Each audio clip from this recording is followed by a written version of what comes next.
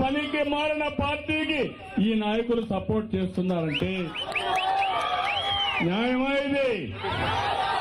తమ్ముళ్ళు, అధికారం ఇచ్చేది అందరినీ సమానంగా చూసుకోమనా లేదా? ఆ రోజు నేను ఒక మాట చెప్పాను, పులివెందులు ఎప్పుడూ నాకు ఓటేయలేదు, వేశారు కానీ గెలిపించలేదు. కానీ పులివెందుల్లో కూడా తెలుగుదేశం పార్టీ ఉంది కాబట్టి పులివెందులకు ముందు నీళ్లు ఇస్తా, తర్వాత కుప్పానికి ఇస్తానని ఆ రోజే నేను చెప్పాను.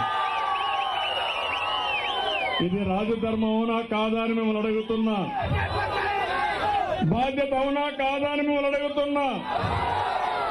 కుప్పానికి నీళ్లు ఇవ్వరా మీరు? కుప్పానికి అభివృద్ధి చేయరా మీరు? రెండోది మాట్లాడితే నన్ను ఇబ్బంది పెట్టడానికి కుప్పం పైన దాడి చేస్తారా? నీతికి నిజాయితీకి మారు పైన ఈ కుప్పం పైన దాడి చేస్తే ఖబర్దార్, జాగ్రత్తగా ఉండండి. మీకు పుట్టు గతులు లేకుండా చేసే వరకు విశ్రమించాం. మామూలుగా అయితే ఎలక్షన్ లో ఏం చెప్తామంటే మీకు అది చేస్తాం, ఇది చేస్తాం, ఇప్పుడు ఇది చేశామని చెప్తాం. కానీ వీళ్ళు ఆ మాట చెప్పకుండా ఏం చెప్పారంటే మీకు అది చేస్తాం, ఇది చేస్తాం, మీ మీద కేసులు పెడతాం, మీరు ఎవరు ఓటేస్తాం నాకు తెలిసిపోతుంది అని మిమ్మల్ని భయపెడితే, ఓట్లు వేయించుకుంటే, లాలోచి పెడితే ఓట్లు వేయించుకుంటే అది విజయమా అని మిమ్మల్ని అడుగుతున్నా. అందుకే నేను ఒకటి అడుగుతున్నాను ఈరోజు మిమ్మల్ని అందరినీ,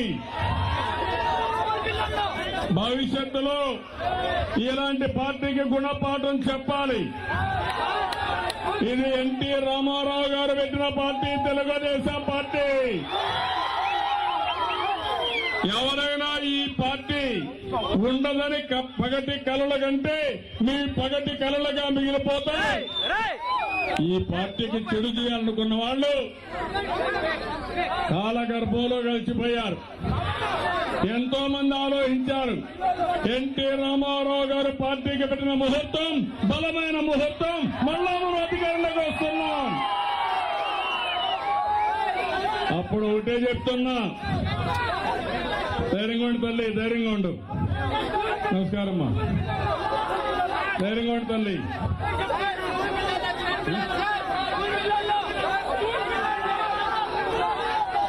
ఈరోజు మీరు కార్యకర్తలందరికీ విజ్ఞప్తి చేస్తున్నా, ప్రజలకు విజ్ఞప్తి చేస్తున్నా, మన మీద చేసే దౌర్జన్యాలకి వడ్డీతో సహా చెల్లిస్తారు తప్ప వదిలిపెట్టమని మరొకసారి హెచ్చరిస్తున్నా. మీ అందరినీ మనస్ఫూర్తిగా అభినందిస్తున్నా. మీరందరూ కూడా వెంకటేష్ గారిని మంచి మెజార్టీతో గెలిపించుకున్నారు. మళ్లీ తెలుగుదేశం పార్టీ కంచు కోటను కాపాడారు. దీనికి పేరు పేరున మనస్ఫూర్తిగా అందరిని అభినందిస్తూ అందరికీ నమస్కారాలు. జై హింద్, జై తెలుగుదేశం.